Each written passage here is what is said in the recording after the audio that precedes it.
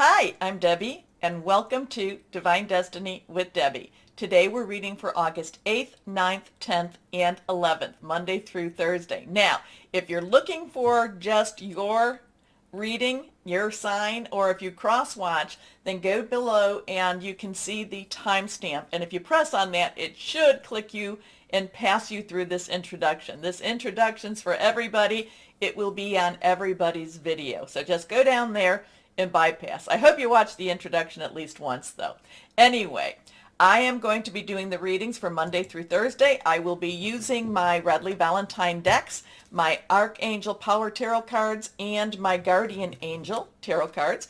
I will also pull one from my Emily Anderson Crystal deck. Now, for this, the introduction, to just kind of talk about what's going on in the world, I will use my Waite Rider deck, and I will use my Colette Baron Read the Good Tarot.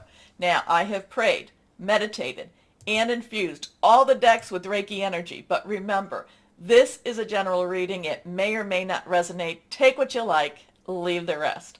I'm an intuitive channeler. I open myself to higher power, God, Holy Spirit, and let the words just I try to let the words just flow out as they come. Okay, so now the 8th, we all know, because we've been talking about it, that the Lion's Gate portal is supposed to be completely open on the 8th. And it's supposed to shut around the 11th, 12th. Okay, so that 11th, August 11th does have some interesting energy with it too. But we'll get to that in a second. So August 8th, this is where it is totally open. There's many times that that people believe that there are, and they've actually been proven quite right about this, that portals do enter, between, or do open between interdimensions, interspace, between other planets too. So this is one of those times. This is with the star Sirius, a very large, this is why, they call this the dog days of summer because of Sirius. And so this is when some people, some areas can look up and see almost like there's two suns in the sky too, because it's a very bright star, and it comes very close to it, at least it appears to be very close to the sun. So that is on the 8th. Now on the 8th also, Venus, which is in Cancer right now, will be opposing Pluto, which is retrograde in Capricorn. Pluto destruction. Capricorn is, does have a lot of government, church, kind of the Hierophant type of energy to it. I'm kind of picking that up. But Pluto does have that tower energy, okay? But Cancer, Venus in Cancer, all about the home, love of home, opposing this destructive but yet rebuilding type of energy. So that's going to be on the 8th, along with the portal opening. Now we're going to jump to the 11th. The 11th's got a lot of stuff going on. So on the 11th, and I'm going to look at my things here. Now remember, opposing and squared are your harsher aspects, okay? Opposing means exactly what it is, kind of a tug of war. Opposite opinions, opposite ways of doing something. Squaring is kind of like, kind of like working out, trying to get outside the box, trying to get inside the box. There's a lot of pressure with squaring. Okay, so anyway, the nicer ones are your trining and your sextiling and stuff like that. Anyway, we go to the 11th where Venus will enter into Leo, okay? Now, that will happen, if I can see where that will happen. I had the time. I think it's in the afternoon. Here, let's put this one up. Yes. Okay, I'm sorry. Yes, it happens at 2:30 p.m. Eastern Standard Time. And that will be on the 11th. And Venus entering Leo will actually work well for many people. There can be romances. There can be a lot of fire. There can be a lot of passion with that too. So then we have Mars, though. Oh, nope. On the 11th, we also have Leo squaring with Uranus, which is in Taurus. And a lot of Leos know that this is one of those other energies that's really been unexpected. Because remember, Uranus is expect the unexpected. It could be positive or negative. And this has really been in Leo job energies or job, in their job signs. So the fact that this is going on the 11th, There could be some really good job moves, or there can be some unexpected. Let's put it this way. There can be some unexpected things happening with jobs. We have Mars, which is in Taurus, sextiling Neptune, which is retrograde in Pisces. That's going to be very calming, very kind, there's possibilities. Dream big with that too. So then we have at 9:35 Eastern Time p.m., we have the full moon in Aquarius. So this is Aquarius's full moon. Air energy, thought processes, Aquarius is very, really wants things to go well, not just for themselves, but for society in large. So it's, interesting because the full moon will be opposing, again, the sun and Venus, which is in Leo. So again, there might be a little bit of, there's going to be some interesting energies with that. I really can't tell you just yet. It will also, the full moon will be sextiling, though, with Jupiter, which is in Aries, retrograde. And that can actually be very interesting new ideas, interesting ways of doing things. And it will also be conjunct. This is going to be these are going to be the two that it's going to be the interesting, really interesting stuff. The full moon in Aquarius will conjunct with Saturn, which is retrograde in Aquarius. And I've been talking about Saturn for so long. So now that it's really, the pressure is going to be on. So Saturn's going to be putting the pressure on the moon. The moon is going to be putting pressure on Saturn. And both of these will be putting pressure in Aquarius. And then we also have the full moon in Aquarius again, squaring with Uranus in Taurus. So again, the 11th is going to be it could be either a great day or it can be a very unsettling day. It could have lots of things to do with your home, your job, your career. And again, with that Uranus influence, it could be expect the unexpected. Either way we go. So that's kind of the overview for those days. It just seems so very interesting to me that it just never seems like things get into that peaceful mode. But you know what? Again, like I said, the tower energy that we have been going through, everything has to come down, clear the way so that we can do that wonderful rebuilding. So let's see what's going to happen between the 8th and the 11th. Let's see. But remember too, it is a really good time to do that releasing, relinquishing, and requesting. It really is. Because, if especially that Saturn, if you want something gone from your life, get it up there. Now, again, I don't worship the moon. It does affect us. It does. It affects everyone down here.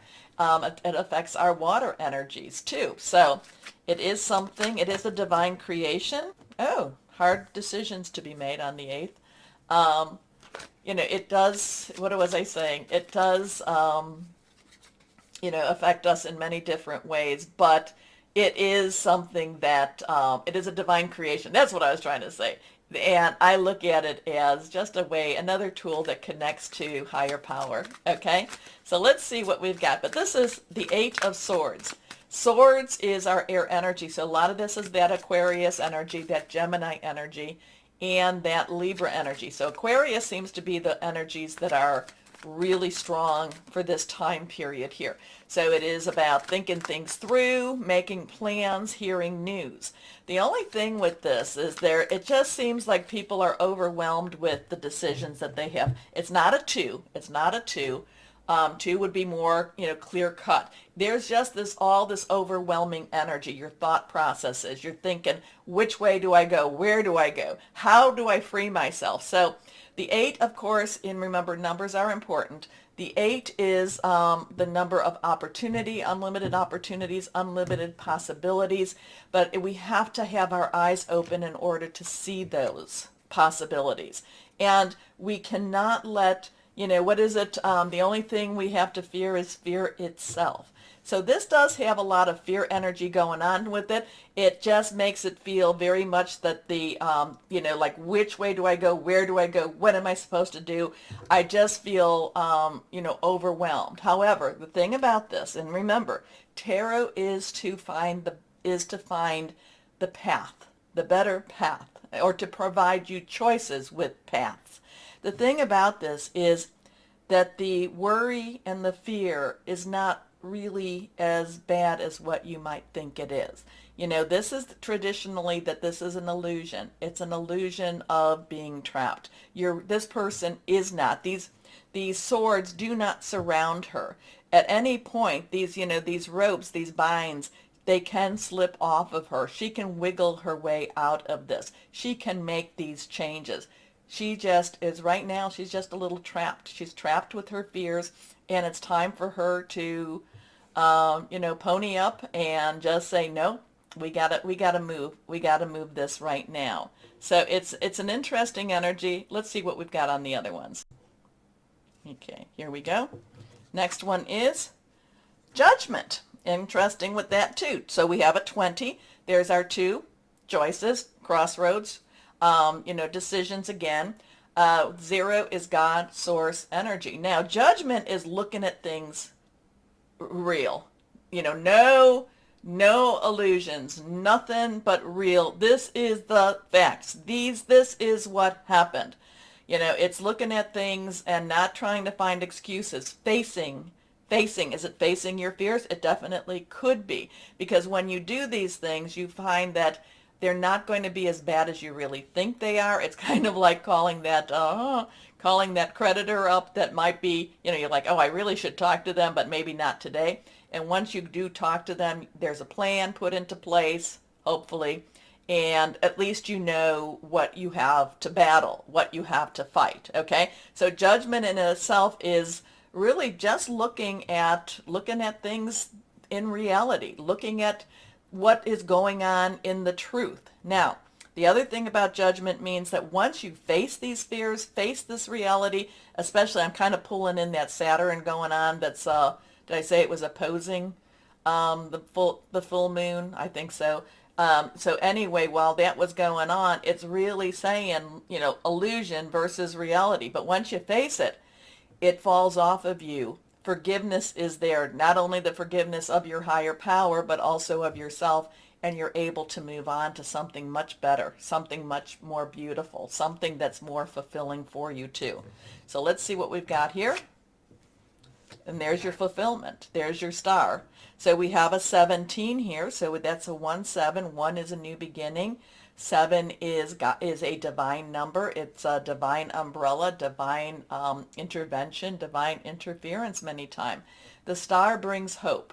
So you go from hiding out. You go from I don't really know, and I don't mean you per se. I'm just saying the energies go from hiding out, feeling overwhelmed, feeling like how do I even break free? What do I do? Again, it's only an illusion. Now, the Judgment makes you look at things, or not, the world makes the world look at things. This is the reality of life. This is the reality that's going on in the heavens. Remember, these are major arcana cards. These are universal cards. So here we are, and we are in many ways at mercy of this, but this does have a lot of mercy to it. So we have the star. We have the star card. We have the one that is basically caring for both the waters and the earths. We have the star that brings about hope, that brings about new possibilities, making a wish upon a star. So, and it's interesting how these two did fall out. This one is the one that jumped, and this is how they came out. Again, I really get you have to look at things. You have to look at things clearly. And also, too, watch the ego. Ego, we always have to be careful about that devil energy, that ego energy, okay? It's one of those times that if you're right, you're right, and if you're wrong, you're wrong, and it's okay to admit both of these. But if you're wrong, ego tends us to just kind of not want to deal with that in itself. Okay, anyway, let's see what Colette Baron Reed has to say. This card is like that, so we're going to pop that out. Let's see. 6. So 6 is the number of man. Again, this is your major arcana card. So the number of man, it's the efforts you put into something. It is the lover's card or the love card. It is, this is the angel that usually is with this is Raphael or Ariel. Okay, Ariel does bring about a lot of connection with the earth. Raphael is about healing. Okay, so there is this healing, there is this chance of growth, there is this chance of loving. There is this chance of new relationships going on during this week also. So the love card, it could be it could be that new future. It could be whatever the dream is coming. The lovers, could be just finding that connection with your heavenly father, your heavenly mother, angels, whoever that is. So, there is healing with this. There is that connection, that earth source type of connection with this. There is some pillars here, so there is, I'm wondering, there is some of that gate energy with this also. But again, love is a choice. Do we take it? Do we make the choice?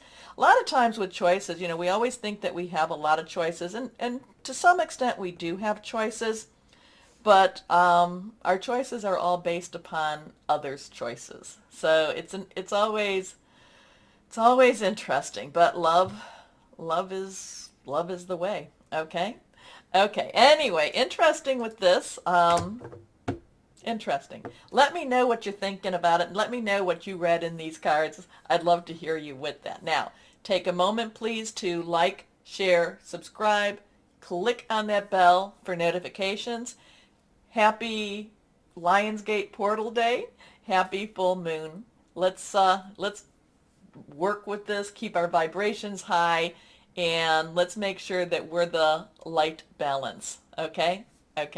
So let's start our readings now. Hello, my Aries. How are you? Well, let's see what we've got going. Now, your moon is what it's going to be. Jupiter in Aries is going to be trining. Is it going to be trining the full moon? So that's really very good. It's very good for you. It's going to be very positive for you. Okay? So really get out there. Remember to do the things. Release, relinquish, request. Do your moon, however you do this, however you put this out. Go to your prayer closet. It doesn't necessarily have to be under the moon. I just like to look at the full moon. Anyway, let's see what we've got for my Aries with this week. It's not always an easy week, but I do feel that you accomplish a whole lot.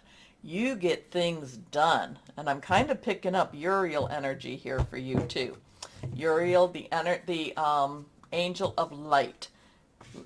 Light brings light to the solutions, brings light to what was dark. Secrets unfolding. Okay, first card reversed. King of Michael. So King, all the court cards have dual energies. King's underlying energy, air. A lot of stuff going on with this Aquarius energy. Michael in itself is air. So it's swords, air. King's very ruling, very logical, very clear-headed. So this is like you're on a mission and you know what you need to do. It doesn't necessarily, air energy is strategy, is making plans. It's also hearing news. It's like, and I think that's what's going to happen. You're going to hear some news that puts you on a track, and you are like that dog with a bone. You know what needs to be done. You're going after what needs to be done. You're doing what needs to be done. But go back now. Remember, the king does make his plan, especially the king of air, the king of swords. The king of swords is considered like the oldest of the tarot cards, the oldest of the energies, and he really has seen things. So this is kind of also, I'm kind of getting that, we see these movies and such where all of a sudden these people will see all these different solutions, all these different timelines. If I do this, this is going to happen, so I'm going to do this, and this is going to happen. I feel like that's for you, so I want you to take a couple of steps back, even now, before you even get there. I want you to really think out your plan. Write it down even. Write it down. Now, full moons are great for you to read out what you wrote down, but I really feel like this is something you need to make track of. You need to keep really in charge. You really need to be very linear with this. Not to say that you don't think of the possibilities. You have to be aware of them. But the King of Michael, really strategic. Think about it. Write it down. Okay? So, the King of Michael is principled, rational, ambitious, and respected. Wisdom and objectivity are important now. Stay in your integrity. A situation that calls for honest and open communication. I just feel like you're just very, so focused that people just better get out of your way. Anyway, next card is reversed, is the divine guidance. Okay, so this is where that focus comes in. This is where the rules and regulations come in. Now, remember, this is a 5. 5 is change. Uranus can be any kind of change. We don't even know what the change is going to be. It could be positive. It can be negative. It's change, change, change, change. Archangel Sandalphon, believed to have been Elijah the prophet. This is the Hierophant. Like I said, the Hierophant is very rules and regulation oriented. Okay, very much the business of government, the business of religion, the business of rules and regulations. This is very very strict. Now, the thing about this is, with this King of Michael, the King of Michael is going to be able to use the rules and regulations for the king's own benefit. So I'm not quite sure. I'm just kind of feeling like, the Hierophant is kind of like, don't like you at all. But for you, I feel like you're going to be able to use the tools that the divine guidance that the Hierophant brings. Okay? So it is working within whatever this system is, but however, it is also doing it for your benefit and for your outcome. Okay? Does that make sense? Wow, who's in this situation? Let me know. This seems very specific to somebody specifically out there. Okay. The search for meaning in life. Consider an alternative approach. Surround yourself with wise teachers or friends. So what you're doing, the King of Michael doesn't think he knows everything, so he does get the best of the best advice, okay? Or the best of the best advisors there, too. So I'm kind of picking that up, too. Not sure what this is. Let's see. Next card is here, the 5 of Gabriel. So now we have that 5 again energy. 5, 5. Change, change. But a lot of times we can see those 5s on the, like on the microwave or on the clock, or we see it on a license plate. So if you're starting to see synchronicities with numbers, just know the angels are trying to get your attention and trying to say, hey, we're here for you. A lot of times the 555's energy that we get, and I don't know, we only have the 2 5s, but the 555 is usually positive changes and changes that need to be done. Okay? So, and with the full moon, best time to do it. Release, relinquish, and request. Request those changes, but make sure that they're positive changes. Okay? But it does feel, the 5 of Gabriel, your energy, fire energy, Leo. Now, Leo's going to have that Leo energy opposing and all that other stuff is going to bring things a little bit, it's going to shake things up a little bit more so. You might feel that energy going on. But it is again, something very, just to clear things up for you. So it's fire energy is passionate, burning, very determined, very committed. This is busy time. This is like, and I think that's why I'm telling you to write things down, because you may not even know when you're coming or you're going. So a challenge you can resolve. Withdraw from the drama of others. Have patience with yourself and those around you. So yeah, something, but you need to stay on track. You need to stay very focused. You need to really just write everything down. Write your plan down. Make your plan and then stick to your plan. Now I know, the fact that we have this kind of makes me feel like you need to stick to it. Fire signs can be very, they can bounce. They can just say, well, okay, that's not working. We're going to go here. But I just feel like you should try to stick to your plan. Try to stick to your plan. Let's see what happens with that. Okay, guardian angels.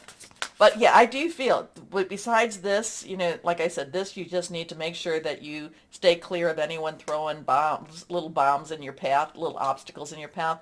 This very determined energy, and it looks like, whatever it is you're going after, it's good chance for you to get it. Okay? Let's see, guardian angels. Yeah, there's so much. The dedication with these two almost gives me a little headache. It's so strong. Okay, this one's reversed. 4 of action. 4, stability. So we have a 5-5-4, 4-5-5. Stability, leadership, organizational energy. Action is fire energy again for you. Here we go. Your hard work and sincere efforts lead you to a sense of safety, contentment, and financial security. You deserve to take a break and enjoy the magnificent life you've created.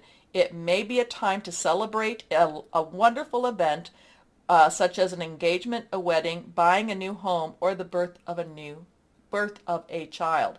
The 4 of action, the 4 of wands, is all about celebration. It's all about, enjoying life.